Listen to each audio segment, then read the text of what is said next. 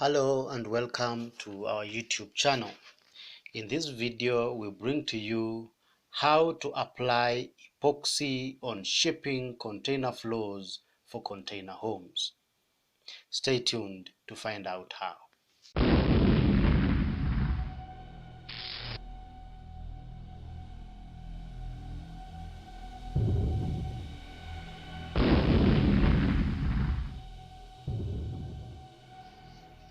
Good, welcome back. Majority of shipping containers are fitted with 1-inch marine plywood floor made from tropical hardwood.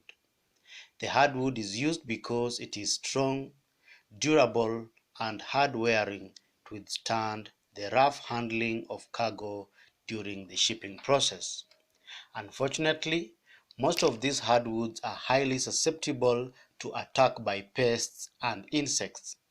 In order to meet global quarantine requirements for safe imports and exports, the timber floors have to be treated with insecticides before they are fitted into shipping containers. The pesticides might not be hazardous to the goods being transported, but may be harmful to humans.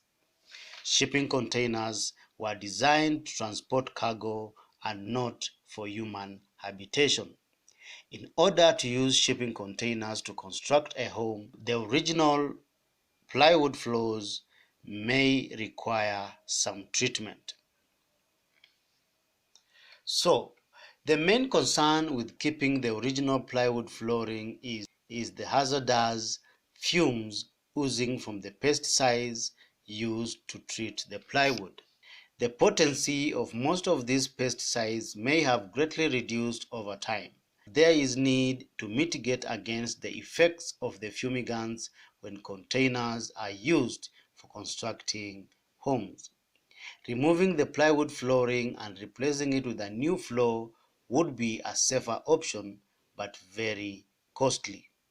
If removing the original plywood floor is not feasible, then treating the plywood floor would be a cheaper option. The most cost-effective treatment is to use an non-porous sealant on top of the plywood floors. Covering the floor with an epoxy floor finish is a popular, cheaper option. So, how do you go about the entire process of applying an epoxy floor finish on the original container floors? Step 1. You will need to first of all prep the floor. Ensure you prep the plywood floor before applying the epoxy. Vacuum thoroughly to remove any broken pieces, dust particles, and chippings. You are advised not to sand the floor during the preparation process. Sanding can release trapped fumigants whose exposure can be hazardous to humans. Once the floor has been prepped, the second step is to treat the plywood surface. Before applying the epoxy, clean the plywood floor with an isopropyl alcohol to remove any contaminants such as grease, oil, wax, or mold from the wooden surface. This solvent treatment will allow the epoxy to penetrate the plywood floor. For good adhesion, all epoxy bonding surfaces must be as dry as possible. You are therefore encouraged to leave the floor to dry for several hours before you do anything else. Make sure there is plenty of ventilation when applying the isopropyl alcohol, since the fumes can be very strong. Ensure you follow all safety precautions when working with organic solvents. Step number 3, mix the epoxy and the hardener. Mix the epoxy clear base and the epoxy curing agent to create an effective sealing effect on the container flooring. When an epoxy is mixed with the hardener, it sets off a chemical reaction, hence some heat may be released.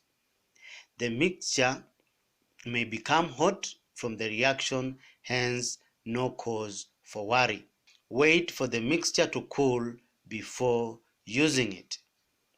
Always put on the protective gear during this preparation process. For safety reasons, mix the two in an open air environment. Ensure the epoxy you are using is solvent free and is recommended for use on timber or wood. The last step is to apply the epoxy. Using an ordinary thick nap paint roller, apply the epoxy mix for it to penetrate. Come again.